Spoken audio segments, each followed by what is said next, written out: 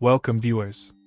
Today we're gonna listen to a famous creepypasta ghost story about a man's terrifying discovery beneath his new home's wall.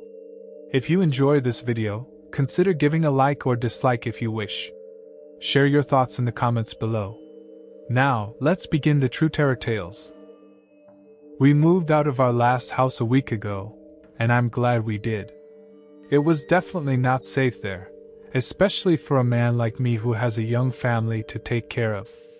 I think if I hadn't decided to get the hell out of there, I would have failed my family, and I would probably have lost them too, eventually. There was nothing obviously wrong with the house, actually. I suppose it was just a regular detached family home in a suburban neighborhood. I think the first thing that struck me as off about it is the fact that all the houses on that street had been built sometime in the 1980s. The odd bit about that is the fact that nobody had actually lived there. In almost 3.5 decades, nobody had ever lived in that house. But what could be wrong with that? It didn't ring any alarm bells, apart from the normal sort, like does the electricity still work and is the boiler outdated? On top of that, we had to check if there were any pests or squatters. Nope, nothing there. The house was well built and hadn't let anything in, so it seemed, at least. Once we were settled in, we were actually very happy there. I think, although I find it hard to believe now, we wanted the house to be our home for a good, long time. Bizarrely, it just felt so perfect and right when actually there was something very, deeply, inherently wrong about the place. The tension began on one typical grey London morning. My wife was going to drop off our 4-year-old boy at school, which usually takes about half an hour. It was the oddest thing.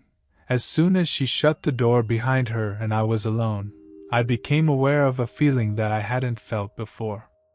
You could describe it as a feeling of being watched, but I think it was something else.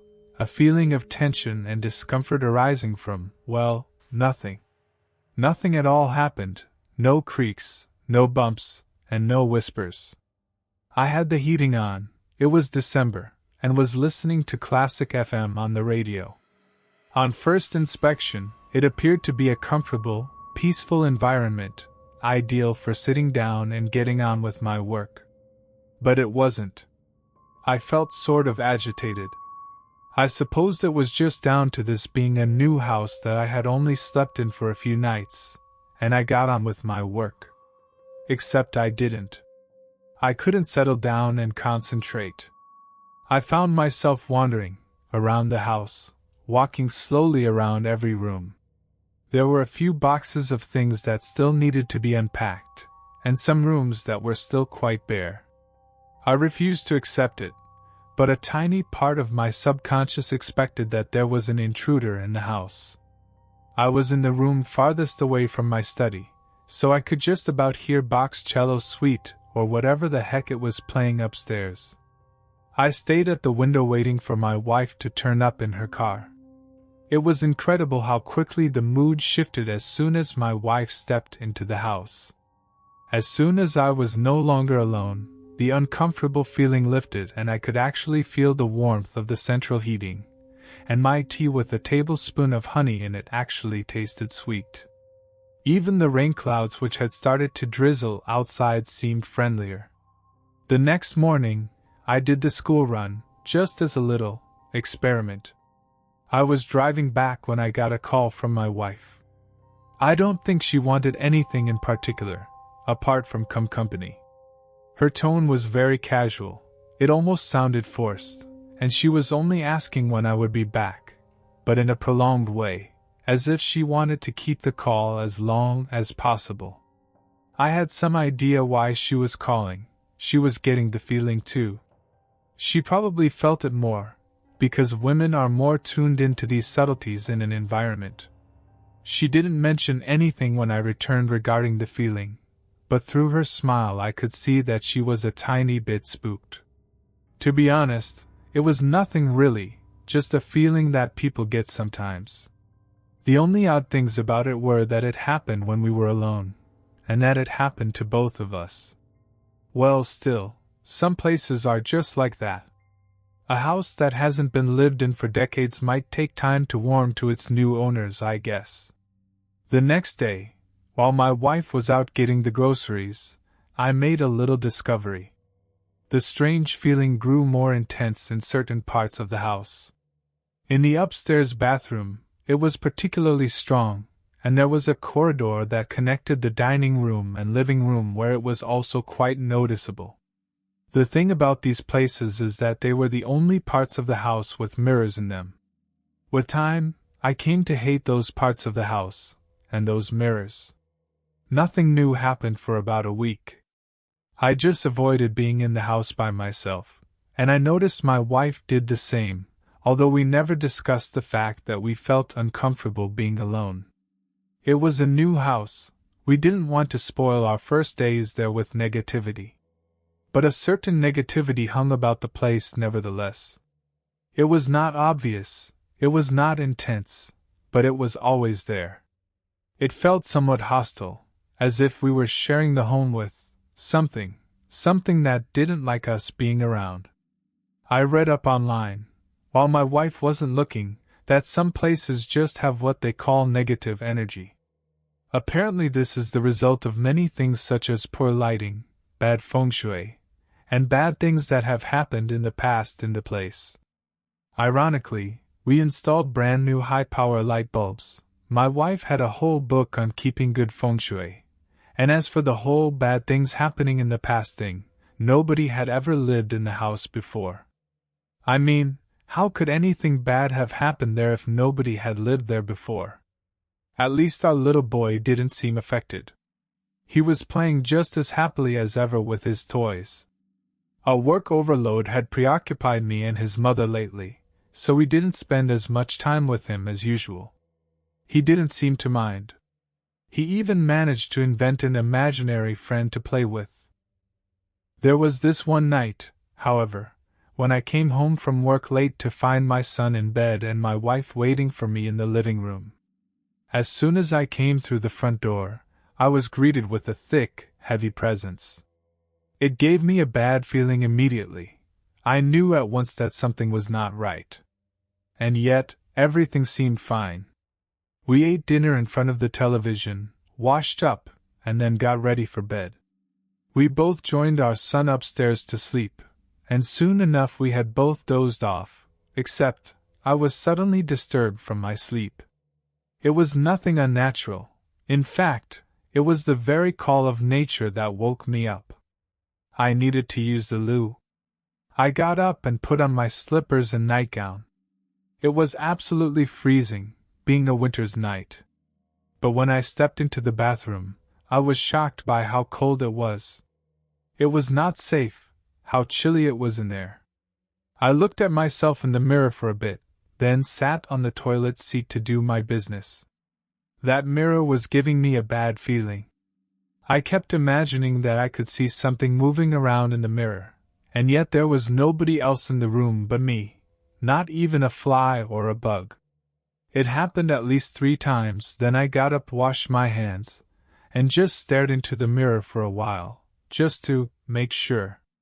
It eventually made me uneasy, so I hurried back to bed and actually found myself hiding my face with the duvet. I think I saw something moving in the mirror again the next night, and the next. I think I even saw a face in the downstairs hallway mirror as I walked past for a split second. Of course, I knew it was only my imagination. Definitely just a side effect of all the negative energy in the place. It was getting more irritating than frightening, so I decided to ring up one of those priests. Those spiritual sorts who know how to brighten up places with negative energy in them. She turned up while our son was at school, a frail old Japanese woman who must have been 80 years old at least. Her son dropped her off since she was very weak and unable to walk the distance. Anyway, she came in smiling faintly and telling us in broken English that she would just take a walk around the house to get used to it. I and my wife sat quietly in the living room. Personally, I don't think she was all too happy about the house being checked out by what she referred to as an exorcist. I showed her the web pages about clearing negative energy, and she agreed with a sigh. After all, it was good feng shui to have your house cleared. The spiritual woman came downstairs after about 10 minutes. In spite of how bony and old she was, she made the place feel very secure and comfortable. I almost wanted her to stay with us, so that we could be assured that we would have no negative energy. But something happened that made us wonder if it really was negative energies making our house the way it was. Anyway, she came into the living room and told us that she had burned incense in some of the rooms and that she was going to go over the rooms again, just to clear out any remaining negativity. But then she suddenly went stiff and her quivering smile became a screwed-up scowl and her watery eyes hardened. We thought she was having a stroke and reached for the telephone to call an ambulance. Turns out she was fine. She told us not to touch anything or move. We listened and watched, dumbfounded, as she rushed to the wall with impressive speed and pressed her ear against it. She whispered some words which we couldn't hear, and she seemed to be receiving a reply as her expression changed and contorted. Whatever she was hearing can have been good because she gave a shriek and sprang away from the wall. The room darkened noticeably, like when a cloud covers the sun. "You no live this house!" The old woman grabbed my wife by the shoulders and shook her firmly as she said this. "Why not?" I asked, as my wife was too taken aback to reply. "Man in the walls!" she shrieked. "There is man live in the walls! Bad man! Man in the walls!" The old woman hurried through the hallway and, without even putting her shoes on, stepped outside the house and urged us to come out with her. She called her son to pick her up on a little Nokia phone, and refused to step back inside, even though she needed to sit down because of her frailty. I brought a chair outside for her and brought her shoes out too. We waited with her outside, and I can swear that when I went inside to fetch the chair, I was not the only one in that house. I cursed the old woman for making me so nervous. I was hearing whispers all over the house now. Her son picked her up, and when he saw her in a nervous state, he gave me and my wife an unfriendly look before driving away. That had gone badly. We would have got mad at each other had it not been for what the old woman had said. Man in the walls. It was chilling to hear that, and the look of terror on the old woman's face convinced us that she was serious. But, being modern cosmopolitans, we just agreed after some conversation that she was doing that to frighten us, or that she was just old and batty. We didn't want to believe her bullshit. "You ain't seen what you've had in your walls yet?" he asked me, his eyes bloodshot. "I ain't ever done a job like this one. Bloody shocking." "What was in my walls?" I asked, my voice shaking. "Tell me please, I can't bear it any more." "Can't tell you myself, mate." "Bloody shocking." Suddenly, the world around me became a blur and I collapsed on the ground. I came to my parents-in-law house again. Had that all been a dream? No, it was now 2 in the morning. My son and my wife were upstairs, they told me. An inspector was waiting to speak to me. "What happened, Inspector? What was there in my house?" I asked, as patiently as I could. "Now, don't take this the wrong way, sir. We're not accusing you of anything. The things we found date back at least a decade, judging by the state they're in." "What did you find?" Then I was told, once I had promised to remain calm, that behind each of the 16 patches of mold, the bones of a small child had been found curled up inside the walls. The children were all between the ages of 2 and 5, and were recognized as children that had gone missing in the area over the past 30 or so years. Now, hearing that shook me about as much as it would shake anybody in my position. There was something else in the walls of that house, something evil, and had things happened differently, it might have taken my son into the wall like all those other children. I and my wife still haven't gotten over our experiences in that house, although our son seems to be indifferent to the whole thing. He never got told about the children in the walls, and hopefully he'll never ask so we won't have to tell him. He never mentions his imaginary friend woman, and he seems happy enough in our new home, as do all of us. I don't want to tempt fate or anything, but our new place seems just right, nothing weird going on here. But one thing bugs me, and I don't think it'll ever stop bugging me as long as I live. I still don't know what the heck it was in our house.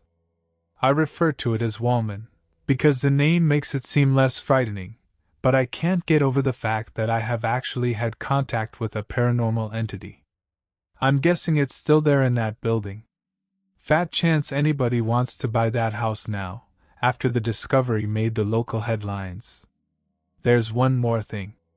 A few days after he made his dreadful discovery, the mold specialist arranged to meet me at my workplace. He seemed deeply disturbed, and told me that he had something dead strange to show me. It was a picture he had taken on his mobile phone on the day he had been at our house. It was a picture of the mirror in the corridor. Although the quality was a little grainy, a face could be seen very clearly in the mirror. It just popped up at the bottom corner of the mirror, a white face with a wide, thin-lipped mouth and large black eyes. It had very clean, neat teeth. It didn't appear to have a nose or any hair, but perhaps it was just because of the quality of the image. It was grinning broadly, and its eyes were wide open. The picture was taken from an angle so that the photographer could not be seen, only the face and the rest of the room. But what scared me most about the face was the fact that it was there.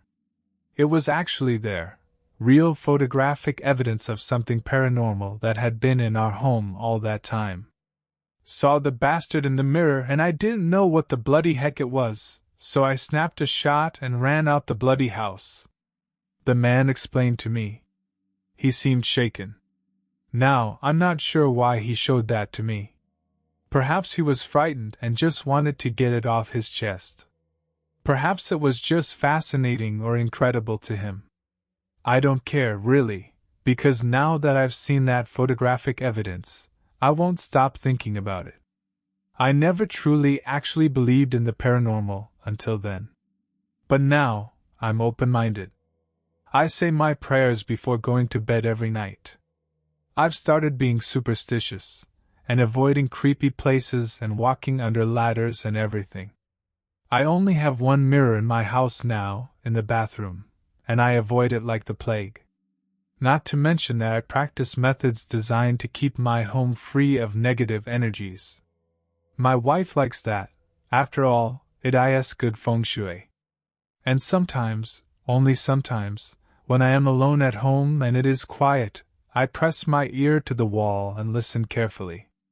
Then I look into my mirror for a while, just to make sure there isn't anything else in there. Perhaps you should give it a go too. After all, some houses are strange and some houses have been there for a very long time. With enough time, I think things come into existence in empty places that shouldn't be allowed to exist. You may find that those walls that protect you from the elements every day are in fact home to something that you might need protection from. And as for mirrors, I guess they are like doors into the wall.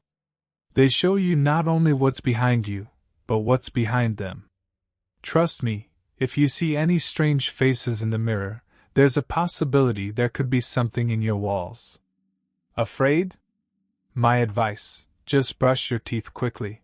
Dear viewer, thank you for venturing into the darkness with us. If you dare to uncover more spine-chilling tales, consider subscribing to our channel so you never miss our true terror tales. Until next time, stay haunted.